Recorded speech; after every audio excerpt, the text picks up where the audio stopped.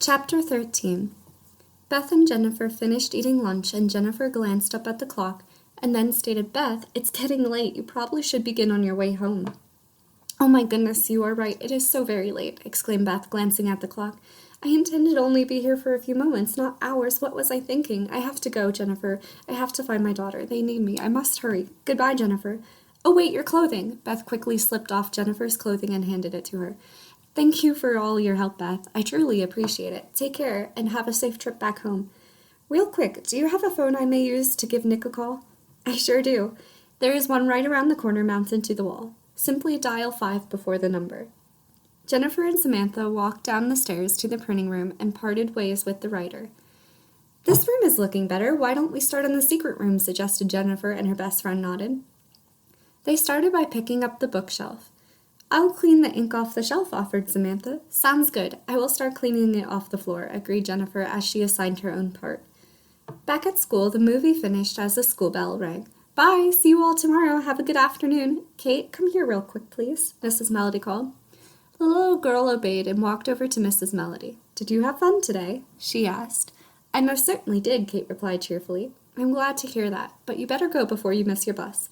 Bring your sister home safe, too. We miss her, and thank you for filling her shoes today." Kate smiled and turned away. Then she ran down the million stairs and endless hallway as quickly as she could.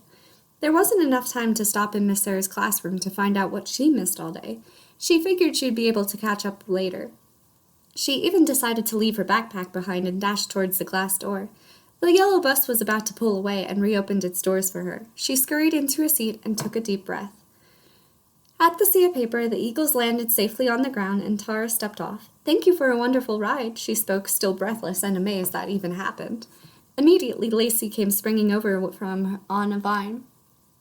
"Do you want to go swinging some more?" she inquired hopefully. "Sorry, my hands are still sore. Maybe tomorrow, if that's okay," declared Tahra, feeling bad, but knowing it was best for her hands. "Okay, I will swing by later," spoke Lacey, swooping away. Tahra entered her grand castle and went into the kitchen. Quickly, she made herself a salad with cucumbers sprinkled all over top, and then sat down to eat it.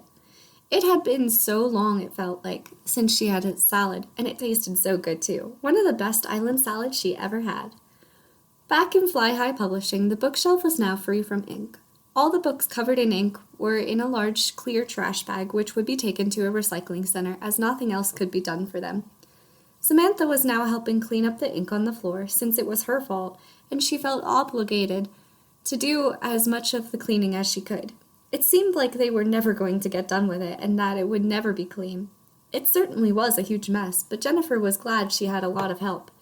In total, there were 9 staff members lending a hand, but still it was a huge task. Meanwhile, Tahra finished her salad and went upstairs to the enormous library. She had no idea where to start, so she pulled a book that looked interesting from the nearest shelf. She sat down in a leather chair. Just then, a robin flew in. "Come outside and read to us all," she chirped. "That sounds fun. I will be right out," responded Tahra happily.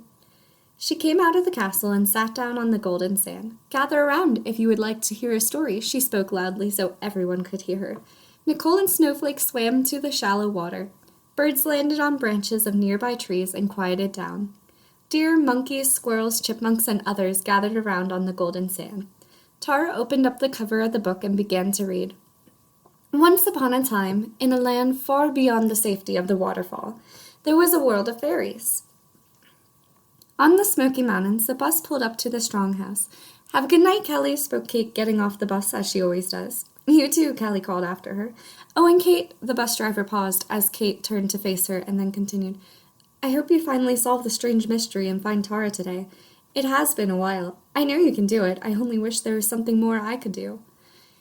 Kate flashed a smile and replied, "Thanks. We are doing our best."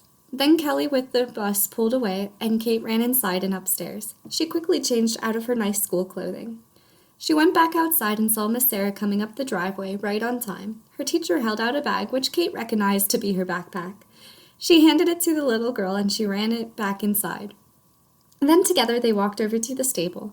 The horses all greeted them happily, but settled down as they groomed the horses. "What did I miss in class today?" inquired Kate. "Nothing really. We watched a movie and did a few word searches, mazes, and similar activities.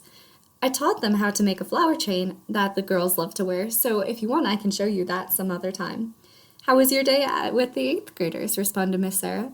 Great, we did so many different activities. We watched a movie too, and I learned so much. Miss Sarah smiled and responded, I bet it was weird, though, to be in a classroom where everyone was years older than you, yet you were a temporary student. It sure was, agreed Kate. Then she remembered the empty space between the upstairs and downstairs and wondered if Miss Sarah knew anything about that secret magic passage, as she called it. Kate decided to ask her, Miss Sarah, you know how there is that long hallway and those million stairs up to the other half of the building? Yeah, what about it? What is in all that space? Why is it empty? Why is it such a long hallway? Why are there so many stairs? Curious Kate asked. You know, I actually never thought of it. I really don't know what's in all that space, Miss Sarah answered, thinking of it for the first time. Could it be a magic passage? Kate suggested. Miss Sarah, not wanting to suggest it was probably only storage, responded. It could be a possibility. I guess we will never know. They were silent for a moment, and then changing the subject, Miss Sarah spoke. I hope we find Tahra soon. Kate wondered why it was today. All of a sudden, everyone was talking about her today. Perhaps it was because it had been exactly 7 days since her dear sister vanished in thin air. But Kate took it as something far more symbolic. Questions swirled around in her mind. Could it be the day they find her? Was this a sign of hope? It has been a week. Oh, by the way, Tahra isn't in the mountains, Kate answered, remembering what Carabella had told her. How do you know that? Replied Miss Sarah, shocked and not totally convinced. Well, someone that lives on the mountains talks to the animals, and they would have told her if someone was there. Oh, that is strange, but what if the animals didn't notice Tahra was there? Animals are good at knowing things and can definitely would have told her. Especially if Tahra was in trouble, the animals would have notified Carabella immediately. How can you be so sure? Responded Miss Sarah, still not convinced. This lady knows what she is talking about. She would know if Tahra was on these mountains. Okay, I'll take your word for it. But then, where are we going to look? Beyond the town, concluded Kate with no other suggestions. But she could be anywhere. I know, we are just going to have to try our best, sighed Kate with barely any hope remaining.